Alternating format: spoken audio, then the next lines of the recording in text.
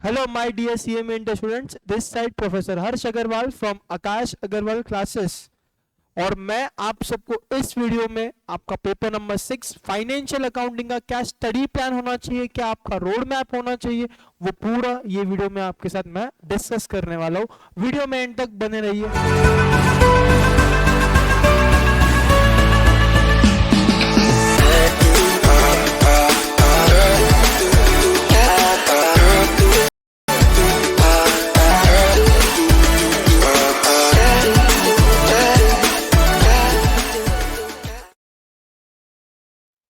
तो यार इस वीडियो में मैं आपके लिए लेके आया हूँ आपका पेपर नंबर 6 फाइनेंशियल अकाउंटिंग का स्टडी प्लान। क्या क्या चीजें अपनी करनी चाहिए और क्या क्या चीजें आप लोग जो मिस आउट करते हो वो ये वीडियो में आपको पूरा समझने वाला है। अगर आप चैनल को नए रहेंगे तो सबसे पहले चैनल को सब्सक्राइब करो और वीडियो को लाइक करो for more upcoming CMA inter June 24 exams के लिए जो आपके वीडियोस रहेंगे, अलग अलग प्लानिंग रहेंगे, स्टडी प्लानर्स रहेंगे, सब आपको हमारे चैनल में मिलने वाला। आपको लोग पता है कि AEC work exclusive for CMA. Sir ये वीडियो में आप क्या बताने वाले हो? सबसे पहले ये वीडियो में हम बात करेंगे 4 इंपॉर्टेंट टॉपिक्स पे।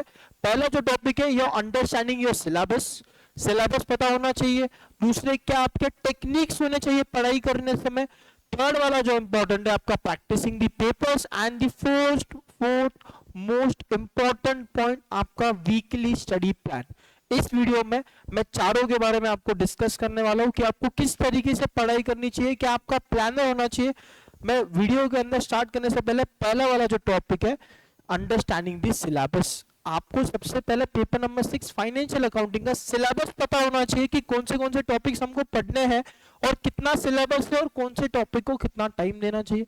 सर सिलेबस बहुत वास्ट है सर, 4 मॉड्यूल से अगर हमने बात किया तो पहला वाला फंडामेंटल्स वाला आता है, फिर दूसरा वाला आपका स्पेशल ट्रांजैक्शन का आता है, फाइनल अकाउंट्स वाला एक आता है, पार्टनरशिप का आता है, फिर एक और उसमें ऐड ऑन किया गया है, अभी आपको पता रहेगा अकाउंटिंग स्टैंडर्ड्स एंड आपका ब्रांच डिपार्टमेंट वाला एक है। तो सिलेबस इज वेरी वास्ट, हम लोग उसका प्लान कर सकते हैं अकॉर्डिंगली। ये वीडियो में आपको बताऊंगा कि प्लानिंग किस तरीके से होनी चाहिए। सर सबसे पहले अगर मैं बात करूं फर्स्ट वाला आपका आता है पूरा आपका बेसिक्स वाला पार्ट जो अपने फाउंडेशन में पढ़ा हुआ है।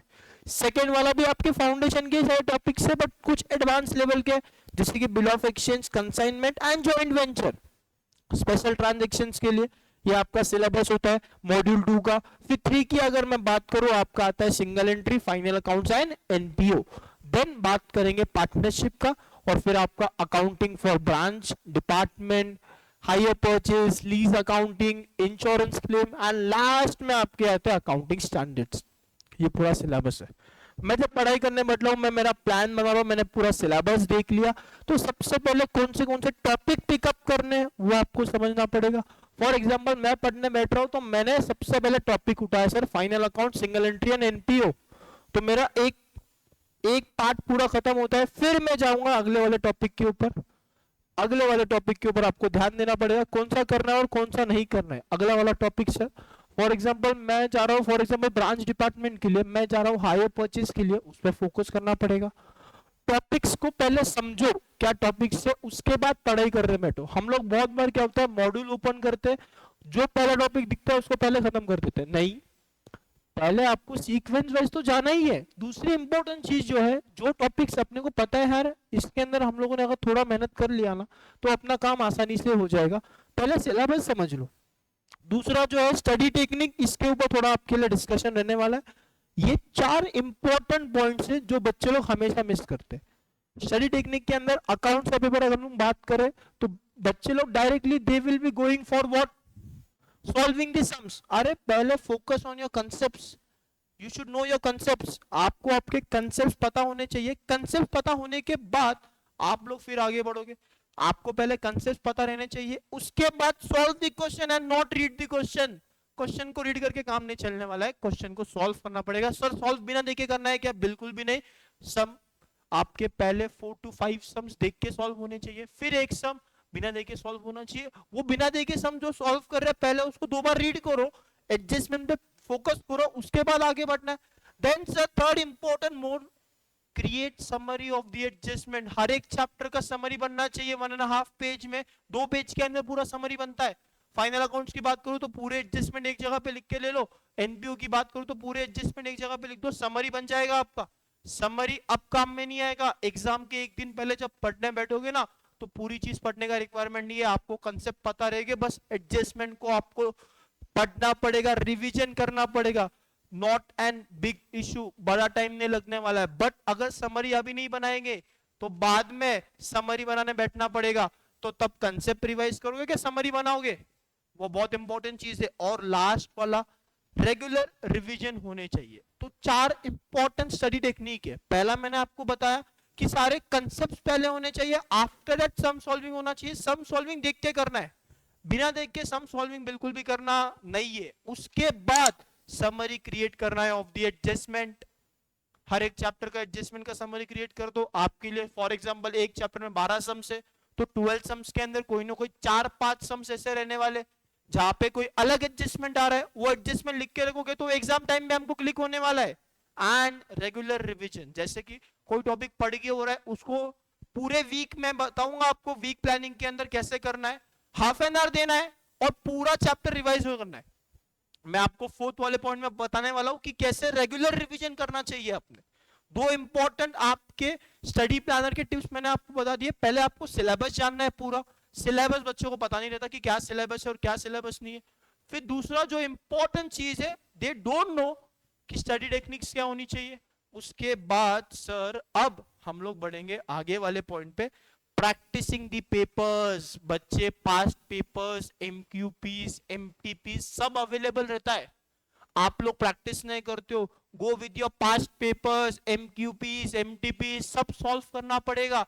ये आपके प्रैक्टिसिंग पेपर्स में। सर प्रैक्टिसिंग पेपर्स के अंदर हम लोग बहुत बार क्या करेंगे, बस सम सॉल्व करेंगे। एमसीक्यूज भी सॉल्व करना पड़ता है, क्योंकि कभी कभी कोई एमसीक्यूज ऐसा रहता है, कोई एमसीक्यू ऐसा रहता है जो आपको कोई कंसेप्ट याद दिला देगा, या तो कोई एमसीक्यू ऐसा रहेगा कि वो पूरा का पूरा एमसीक्यू कंसेप्चुअल एमसीक्यू लाएगा। तो एमसीक्यूज पे फोकस करना पड़ेगा, साथ में पूरा पेपर सॉल्व करना पड़ेगा। Once done with your syllabus, पूरा सिलेबस एक बार खत्म हो जाता है आपका, अगर पूरी पढ़ाई हो चुकी है, देन आपको टाइमर लगा के प्रैक्टिसिंग करना पड़ेगा ऑफ द पास्ट पेपर्स। 3 घंटे का टाइमर लगाओ, पेपर सॉल्व हो रहा है कि नहीं, पेपर कंप्लीट हो रहा है कि नहीं, वो सब के बारे में आपको ध्यान देना पड़ेगा। उसके बाद सर वीकली शेड्यूल आपका क्या रहना चाहिए, वीकली स्टडी प्लान कैसा होना चाहिए। आपका वीकली प्लानिंग के अंदर आपको हर एक चीज का ध्यान देना है। जैसे पूरा वीक आपको प्लान करना है। मैं कर रहा हूं यार, वीक में 7 डेज है, 7 डेज के अंदर अकाउंट्स को कितना समय दूं। फॉर एग्जांपल मैं डेली बेसिस पे दे रहा हूं 1.5 आवर्स। मैं अगर 1.5 आवर्स डेली बेसिस पे दे रहा हूं, अगर आप रेगुलर क्लासेस कर रहे हो तो 1.5 आवर्स डेली बेसिस पे देता हूं, तो मैं 6 दिन के लिए कितना होता है 9 आवर्स। सर संडे को काउंट नहीं कर रहे हो, बताऊंगा मैं क्यों नहीं काउंट कर रहा हूं। 9 आवर्स आपका डेली स्टडी हो रहा है for accounts. And after that, क्योंकि बाकी के सब्जेक्ट भी है, कॉस्टिंग भी है, डीटी भी है, लॉ भी है, हर एक चीज पढ़ना है आपको। संडे को आपको मैक्सिमम लोगों को हॉलीडे रहता है, संडे को ठीक से प्लानिंग करो। संडे को कम से कम आपका 3 आवर्स का अकाउंट होना चाहिए। तो in an week you can try to do 12 hours study of accounts. 9 घंटे आपके 1.5 आवर डेली बेसिस पे हो गए, एंड 3 आवर्स हो गए आपके संडे को, क्योंकि संडे को आपको बाकी के सब्जेक्ट भी करना है, सिर्फ एक ही पेपर नहीं पढ़ना है, ये आपको करना पड़ेगा। सर फिर dedicate specific days for specific topics. मेरे को पता है यार कोई स्पेसिफिक टॉपिक है, उसके लिए ना मेरे को टाइम लगने वाला है, तो मैं वो टॉपिक को रखता हूं संडे के लिए। कब रखता हूं, संडे के लिए। अभी बिल्कुल नहीं करना है, एकदम लास्ट में संडे को सॉल्व करूंगा, अब नहीं करूंगा वो टॉपिक। फिर एक दिन रखना पड़ेगा for practicing the paper. Sir आप तो बोल रहे हो 1.5 आवर्स, तो प्रैक्टिसिंग दी पेपर 2 दिन में होएगा। 1.5 आवर फॉर एग्जांपल मैं रखता हूं Wednesday and Thursday. Wednesday and Thursday में मैंने प्रैक्टिसिंग कर दिया पेपर्स का, तो मेरा काम हो जाएगा। इस प्रकार से आपको आपका वीक प्लान करना पड़ेगा। 1.5 आवर्स डेली दो 6 दिन के लिए, तो 9 घंटे वहां पे हो रहे, प्लस 3 आवर्स संडे को दो, तो in an week you will be completing 12 hours study of accounts. तो ये वीकली का प्लानिंग होना चाहिए। अरे हाँ यार मैं ये दिन पे ये कर रहा हूँ, ये दिन पे ये कर रहा हूँ, और लिख के लो, then you will be also getting the confidence कि कैसे करना है और कैसे नहीं करना है। तो ये 4 इंपॉर्टेंट स्टडी प्लानर्स के टिप थे आपके लिए। पहला वाला आपका सिलेबस जानना है आपको, दूसरा वाला आपको टेक्निक्स क्या फॉलो करना है मैंने वो बताया। Directly do not jump for the questions, पहले आप जाके आपके कंसेप्ट समझो, सम को देख के सॉल्व करो। थर्ड वाला समरी क्रिएट करो तुरंत, क्योंकि समरी क्रिएट करेंगे ना आपके लिए बहुत बेनिफिट मिलने वाला है। फिर लास्ट आपको रेगुलर रिविजन कैसे करना है मैंने आपको बता दिया है। प्रैक्टिसिंग करना पड़ेगा पेपर्स की। रिविजन्स के लिए मैं आपको बोलूंगा बेस्ट टाइम रहेगा आपका Saturday and Sunday. Saturday and Sunday को you can utilise, because Sunday को आपको जल्दी उठना का कोई दिक्कत नहीं रहता है, तो you can prepare in night for Saturday night. Saturday को जो भी रहेगा आपका, सैटरडे को आप थोड़ा सा एक्स्ट्रा पढ़ाई कर सकते हो टाइम स्पैन देख के। तो इस प्रकार से आपको आपके 4 इंपॉर्टेंट स्टडी मार्क्स, अगर आप ये प्लानिंग करते हो तो definitely you will B scoring very good marks in paper number 6 financial accounting, and you will be clearing your CMA inter group 1 और both group exam with a very good marks. अगर ये video आपके लिए beneficial रहेगा तो जरूर comment box में बताना, and do like, comment and share the video with your friends, and for more updates do subscribe the channel, and thank you so much, bye bye, take care. Hope so आपके लिए ये video बहुत ज्यादा important रहेगा, beneficial रहेगा। अगर रहेगा तो कमेंट बॉक्स में जरूर बताना। Thank you, bye bye, take care.